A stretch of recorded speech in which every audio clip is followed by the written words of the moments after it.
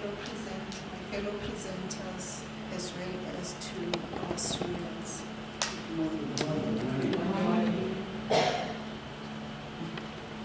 My presentation today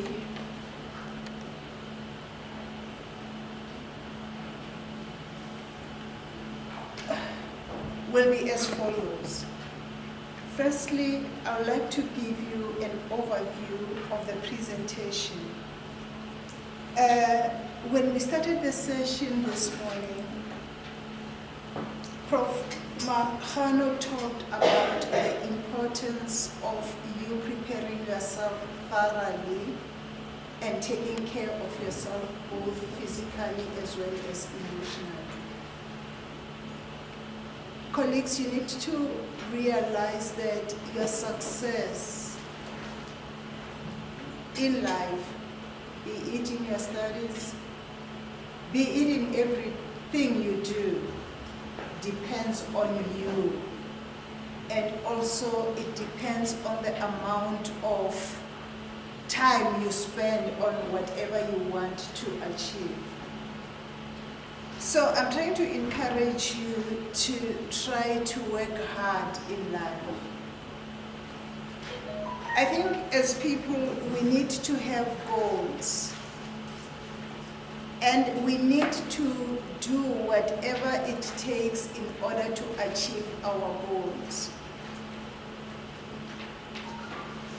Allow me, colleagues, to quote for you what Martin Luther King once said. He said, as we are living as people, we need to have a movement of some sort. We need to run those who can run. If you can run, please run. But if you cannot run because people are different, you can only walk. Just do the walking. If you run, do a good run. If you walk, please be a good walker. If you cannot run and you cannot walk, please crawl, but do something. Just don't be static, because being static indicates that you are not alive. It's a sign of you. Colleagues, as we sit in the exams, or as we sit for our exams, we are either going to succeed or failing. And failing in life is part of life, okay? We don't only fail in schools, we fail in everyday lives, and we need also to teach our children that it's okay to fail. Because in failing, there are lessons to be learned. It's not like we're saying, I'm standing here and saying to you all, I want you to fail. No, that's not what I'm saying. I'm saying in life, in whatever we do, we either succeed or we fail. And in failure, there are lessons to be learned. I think we become better people after failing. I don't think life is about pressing the button, okay? So whatever challenges you come across in life, we all fall down at one time or another. It doesn't matter who you are, but the difference between success and failure is, what do you do with your failure? Do you learn from it? Do you blame for other person for your failure? If you blame another person, you'll never learn. If you say, what is it that I did wrong here? You learn more. Okay, good luck in your exams. Thank you. In today's presentation, I will talk to you about the 3 types of questions and how you will be expected to respond to them. And these questions will be the descriptive questions, the explanatory questions, as well as the discussion questions. When I talk to you this morning, colleagues, don't concentrate more on my PowerPoint presentation. You know, I'm the last born, and last borns are upside down because by the time we grow up, our parents are tired, okay? So it will be much more easier for you it will be much more easier for you to just listen because you look at the PowerPoint presentation and say, where is she now? Okay. Thank you. Okay, in order for you to be able to succeed, you will need, in your exams, it will be very important for you to understand the examination questions that are said. Just don't start answering. Ask yourself, what is it that this question requires? In the examination paper that you will receive, there will be different types of questions. And those different types of questions will require of you to answer them differently based on what is required of a particular question. For example, if a question is asking you to name something, then you just name. If it's listing, then you just have those good bullets of yours and then you list. And the marks to the questions will actually also provide an indication of how a particular question, of the amount of information that is required for a particular question.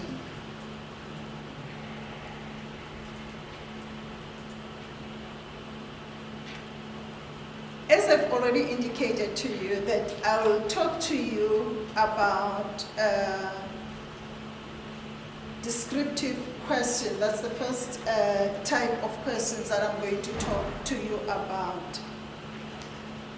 Descriptive questions needs you to give or require of you to give definitional information. If you are expected to describe something, you will need, you can only describe something that you know, okay?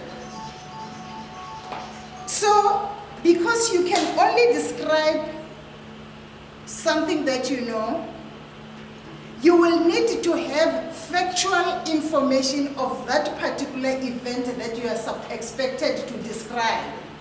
Because if you don't know, you don't have factual information of the particular phenomena, or you don't have information on a particular topic, it will become very difficult for you to be in a position to describe that particular something. I'll give you a practical example. Colleagues and our students, maybe you heard about Prof Manyike prior today. But if somebody, and you never met me, and if somebody had to say, may you please just describe how she looks like, it would have been difficult, right? Because you wouldn't have known what she looks like. You would just have known, oh, she's a woman, maybe. Or maybe she's black. Or maybe, you understand what I'm trying to say. But you only describe something that you can see, something that you know. So the key terms to look for when you are describing something is what factors or ideas show whatever it is, okay? What factors or ideas shows that I'm a woman? What factors shows that I'm black? What factors shows that I'm an academic? You are describing something. If if you describe something, you have to describe something to somebody in a way that will make that particular person be part of that particular something that you are describing. A practical example. We all left our homes today to come to this lecture hall. We have had our different experiences in our journey. It doesn't matter the type of transport that you used. You will be in a position to describe your journey to UNISA and also to describe how you felt about the different presentations that were made. And you will be in a position to make that particular person that you left home understand your experience without being there, and they might feel like, oh, now I can understand, or I feel like I was there. You understand? You are describing. Descriptive type of questions must also require of you to compare things. How would you compare? How would you compare? What can we compare? How would you compare the different presentations that you have had this morning? Something that you can compare. How can you describe what is happening now? These are the type of descriptive questions that you will find. So what can we, from what I've said, what can you say about descriptive questions? We can say that descriptive questions require of us to provide insight into the main characteristics of a subject or a phenomenon. You need to be in a position to say, these are the main characteristics of a particular subject or a phenomenon. Because it requires factual knowledge, when you answer descriptive question, you have to be as objective as possible, okay? So the good question, objectivity is essential in answering descriptive question. Therefore, an example that I gave you of saying, how can you describe Prof Manyike? It's very flawed. Because, why do you think I say it's flawed? Because the description of a particular person will depend on another person's worldview, okay? Which means that you can all see the same person. You can all talk to the same person. But the description of that particular person will not be objective. It's going to be subjective based on your personal feeling. But here we talk of descriptive questions that you need to answer based on the information that you have read in your text. So you need to know the main characteristics of a particular phenomena in order for you to be as objective as possible and provide factual answers. When you answer descriptive questions, you need to be in a position to answer them in a narrative form. Our students, if they say describe and you tabulate, then you are not answering a descriptive question, okay? You are just naming a listing. Whereas a descriptive question needs you to answer in an essay form or in a narrative form. Does it make sense? Okay. And they require of you to concentrate on a particular characteristics of something. The characteristics, remember, in order to provide a descriptive answers, you need to have read, you need to have the factual information, right? And You need to, if you're describing, you need to know the characteristics of that particular thing that you are describing.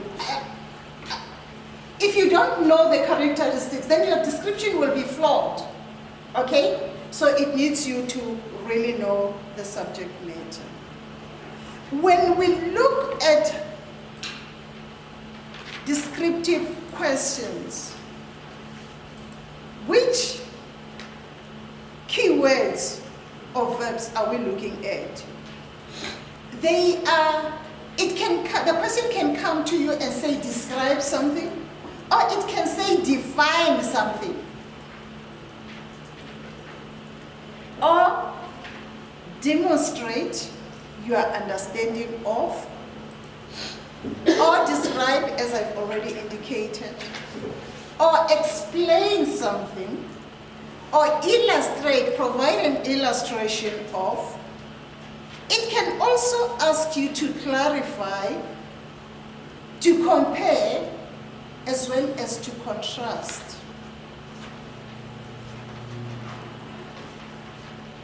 If you need to compare something, it means that you will need to know what, if you have to compare two different things, you will need to know the differences as well as the similarities of the two things that you are comparing. Okay? What are the differences? What are the similarities? And because you need to do it in a discussion format, because you need it in a narrative format, you can't say,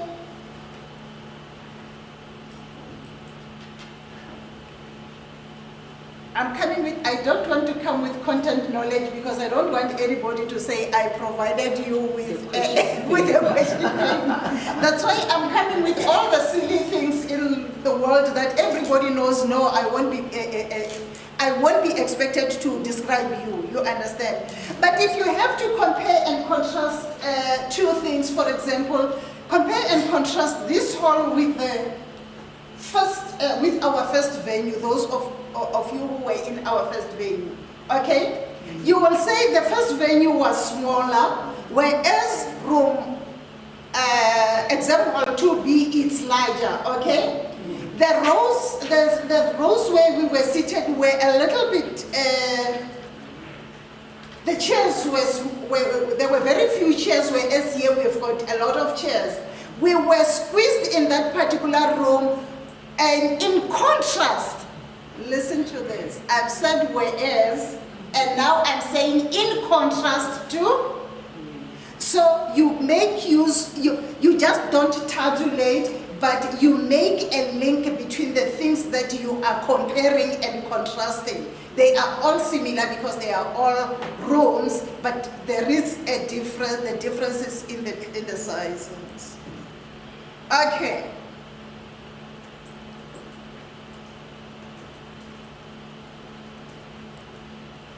The second type of questions that I'm going to look at is explanatory questions.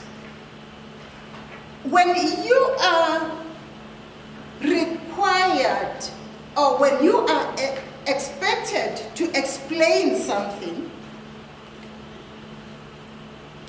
or to explain a particular phenomenon, you need to,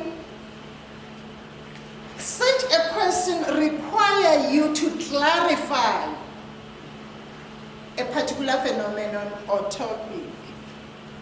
So when you have to explain something, you will need to assume that in answering such a question, you will need to assume that the person I'm writing to doesn't have background knowledge to what I'm going to talk about, okay? You explain with the mind that don't say I'm talking about second language acquisition, therefore I know Prof Manyike is in language education, she understand what acquisition is, okay? Explain what you mean by second language acquisition. Explain what you understand by second language learning, okay? Because the question requires of you to explain something. So you need to provide an explanation as though the person you are explaining to is clueless about what you are talking about. In explanation type of questions, you need to explain the different key terms that you are using, what they mean. You need to include references in your explanation to show that you are knowledgeable about a particular topic.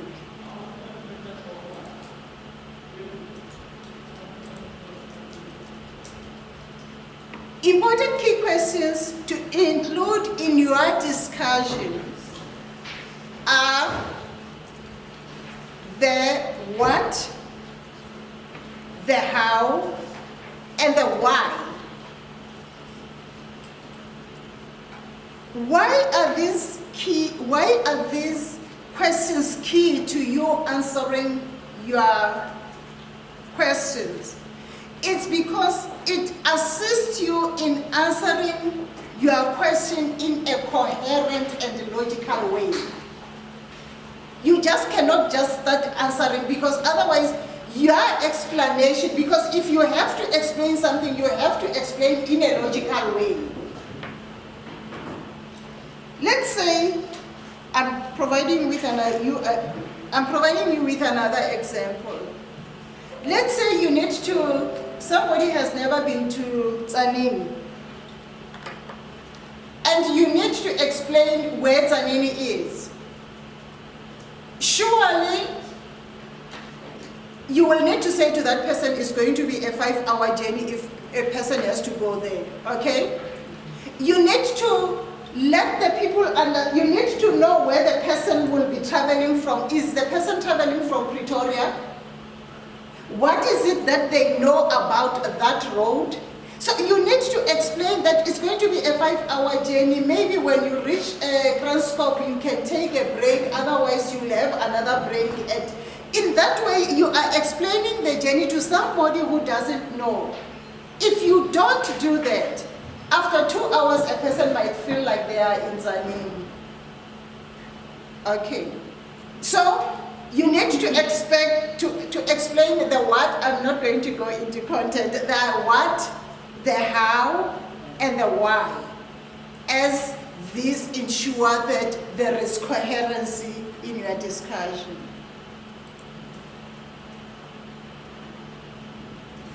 Are we okay with the two types of questions that I've talked to thus far? The last type is the discussion questions.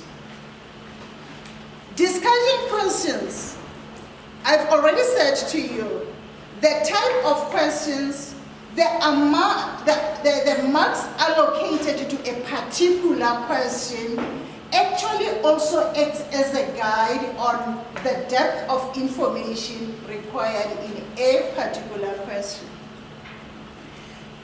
If you're expected to discuss,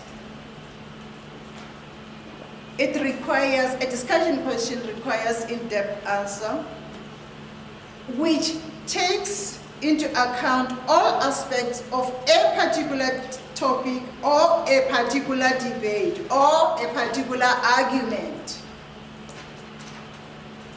In order for you to thoroughly answer discussion questions, you'll need to have a good background knowledge of the topic under discussion. So that first part that they talked about of facts that you need to be able to recall. Those facts allows you to be in a position to build. When you discuss, you are also able to build on the facts, but you cannot discuss anything without having a good background knowledge of that particular phenomenon. Let's again have a practical example of our icons. In South Africa, Nelson Mandela. We can all say a lot about him because we have heard a lot about him, right? But how much have we heard about him affects? Because we didn't read anything, or have we? Some of us yes, some of us not, right? But if we have to provide a discussion on, let's say, his life, we need to have read more on his life. Because it's a discussion question, we need to know who are the prominent authors who wrote about him. Okay? In our discussion, we will need to quote those authors, to include them, to show that we understand who he is. But discussion questions also requires of us to take a certain standpoint. It requires us to think critically and to state where we are coming from clearly, okay? For example, do we think he is, do I personally think he is a hero that he's portrayed to be? Okay, maybe he's not controversial enough. Do I think Winnie Mandela is a heroine like she's portrayed to be? Okay? Other people will have some negative, but my stand is she still was an incredible woman. Okay? My point is she still fought for this country. You understand what I'm trying to say? So despite whoever is saying A, B, C, D about, this is my stand about him. However, maybe so and so has a different stand on what I believe in. So I'm trying to say in discussion questions, you need to show your own reasoning ability. Or at master's level students, we don't want you to accept everything that is written as the gospel truth, okay? Because in writing, where the author stands plays an important role. I will repeat. When we write as authors, your background, your experiences plays a role in assisting you to define your reality. That is why not everything that is written in books are correct, okay? That is why they will say to you, I'm in language education, we will say, for example,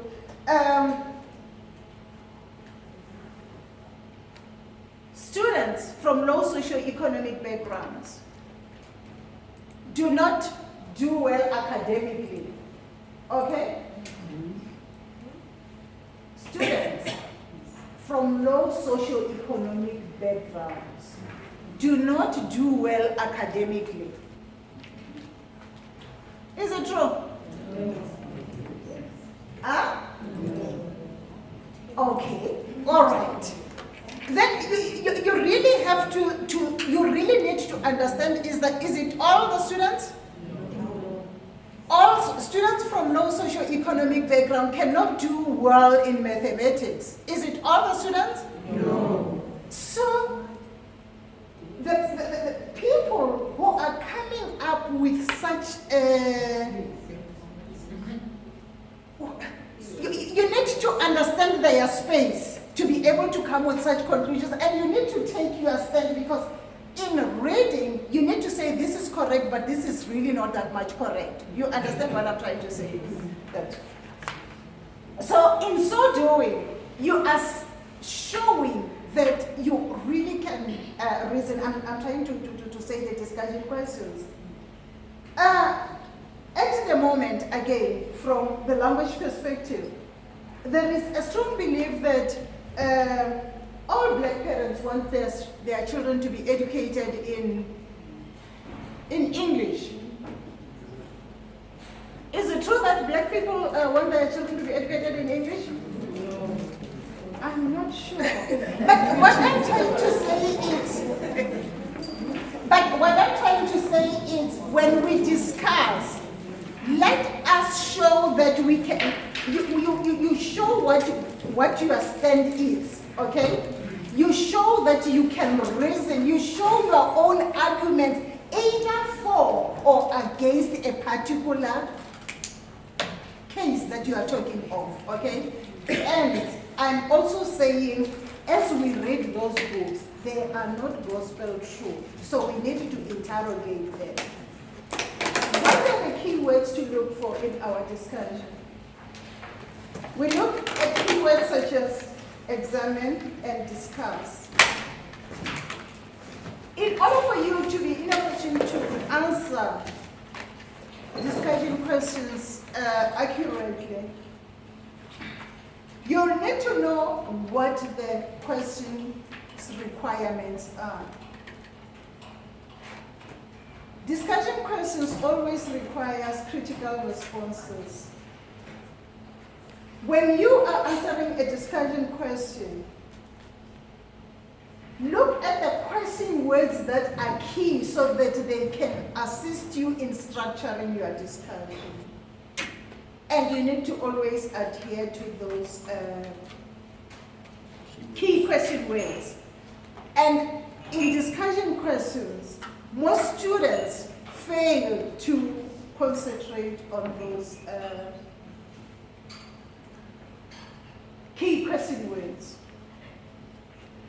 On the list of, on this table, the first presenter, Prof Manyike, talked of knowledge questions and talked of the useful verbs. I'll just mention them again, just in passing, that when you are asked knowledge questions, the useful verbs that are used is to tell, is to list, is to describe, is to relate, is to locate, is to find, is to state and name.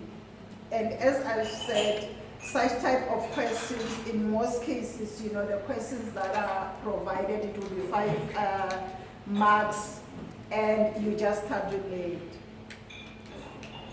On the second level that I was discussing, it was mainly the comprehension questions, which requires of you the useful verbs on the comprehension questions to explain, interpret, outline, discuss, distinguish, predict, restate, translate, compare, and describe. I'm not going to talk to you about the application, useful verbs for application questions, because somebody is going, as well as analysis questions, because somebody is going to do the antithesis questions, and evaluation questions, because there will be people who will be dealing with them.